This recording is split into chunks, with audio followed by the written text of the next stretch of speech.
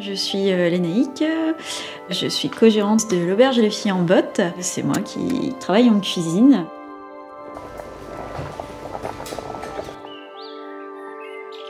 Moi c'est Louise et je suis co-gérante avec Lénaïque à l'Auberge Les Filles en Bottes à Saint-Georges-de-Rentembeau, plus en charge de la salle et du jardin. C'est quoi Les Filles en Bottes? C'est une auberge qui a à peu près une vingtaine de couverts, qui a une cuisine de saison, une cuisine engagée, une cuisine responsable et durable, un lieu de vie, un lieu de convivialité. L'auberge, c'est se sentir comme à la maison, en mangeant bien, en buvant bien et en rigolant bien. Non, mais Louise, elle trouve toujours les bons mots, je trouve, et là pour le coup c'est important parce que c'est quelque chose qui nous tient à cœur. On n'a pas ouvert cette auberge pour devenir juste un restaurant lambda. On a créé cette auberge pour incarner notre philosophie de vie qui est de respecter le vivant. Nous, c'est plutôt le terme nourrir les autres qui nous intéresse le plus. On a un métier de passeur, c'est pour passer des émotions, des goûts bien sûr, de passer des messages. Si tu mets de l'attention dans tout ce que tu fais et si tu mets de l'amour dans tout ce que tu fais, normalement t'es censé arriver à de belles choses. Ça fait 2 ans qu'on recherchait une maison où construire notre projet. On a sillonné un peu toute la Bretagne. La Bretagne, c'était un objectif. Parce que moi, j'ai été piquée par la Bretagne depuis toute petite. Mes grands-parents habitaient dans les Côtes-d'Armor, près de Trégastel. Et donc, ça me tenait à cœur de pouvoir y retourner. On avait des critères de charme, bien évidemment, mais surtout d'énergie. Et on s'est tout de suite senti bien dans cette maison. Tout de suite dit, ok, la maison nous plaît, le coin nous plaît, mais est-ce que véritablement on va être suivi par ce réseau de producteurs dont Lénaïque a besoin? Et là, tout de suite, on a été accueillis comme on n'a jamais été accueillis, nulle part ailleurs. Et pourtant, on vient du Nord. Donc on sait ce que c'est l'accueil. Cette région de Bretagne, elle nous offre aujourd'hui un panel de producteurs et une dynamique qui fait qu'on se serait installé nulle part ailleurs qu'ici. Parce que je pense sincèrement qu'il existe quelque chose en Bretagne qui fait que les gens se fédèrent à des idées et à une saisonnalité.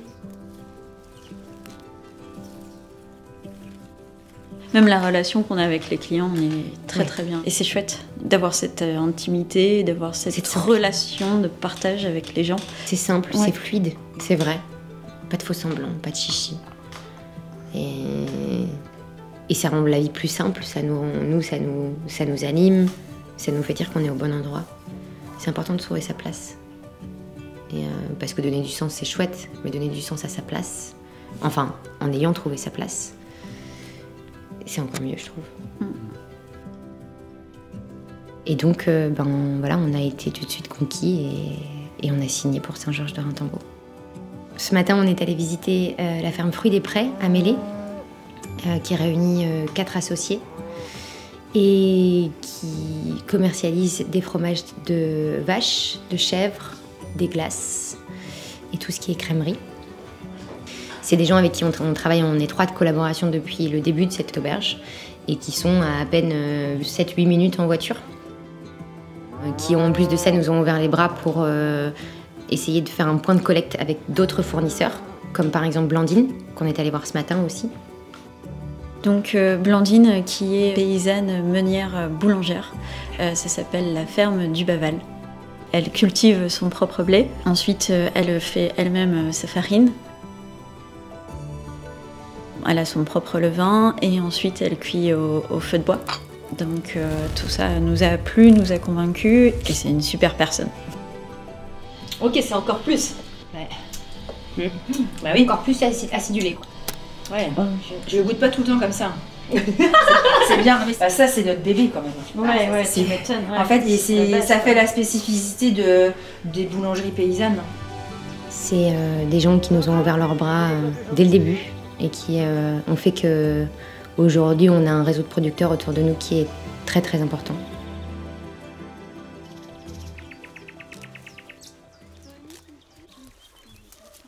Le jardin, il a été taillé, planté, récolté pendant 20 ans par les anciens propriétaires. Il nous a été légué, je dirais, lors de la vente. Les gens viennent et ont envie de se balader, même avant de venir manger quelque part. C'est vraiment un objet de curiosité. Et c'est quelque chose qui nous fait vraiment plaisir parce que les gens vont d'abord se connecter au vivant et ensuite après viennent manger. Du coup, il y a 200-300 mètres carrés maximum de potager sur lequel on cultive bien évidemment sur un sol vivant où on apporte énormément de matière. On a envie de produire des fleurs, des aromatiques, des choses très fraîches que l'Anaïque a besoin en cuisine à la dernière minute. Quelques légumes oubliés qu'on ne peut pas avoir chez nos maraîchers. Et ce jardin, il va se dessiner au fur et à mesure de notre avancée dans ce projet. Il va surtout, je l'espère, connaître un jour une vraie plantation d'arbres nourricières et non nourricières pour créer une forêt-jardin et essayer de donner au maximum l'envie aux gens de toujours plus se connecter à la terre. Là, c'est plus l'Italie, c'est la Provence. Ici, à l'auberge, on a une cuisine qui est vraiment marquée de saison, mais aussi et surtout de produits. L'Anaïque, elle a une cuisine simple, elle a une cuisine intuitive.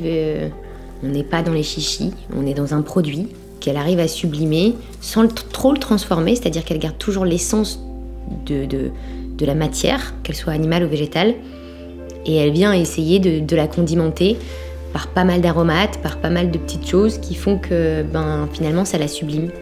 Déjà sur un produit qui est de bonne qualité et au-delà de ça avec un travail simple dans le détail, quelque chose de très respectueux du produit de base en fait. Sur le long terme, moi j'adorerais voir ce que Louise décrivait dans ce jardin. Ces arbres qui ont poussé, ces oiseaux qui se sont encore plus développés dans notre jardin, cette biodiversité qu'on aurait potentiellement réussi à construire autour de nous encore plus. Un réseau de producteurs encore plus enrichi parce que je suis persuadée qu'on n'a pas encore tout découvert. Il y a encore plein de choses en fait à faire ici et je pense qu'on peut nous souhaiter d'aller encore plus loin. Je pense que mon souhait aujourd'hui, c'est continuer à être aussi droite dans mes bottes que ce qu'on l'est. Voilà.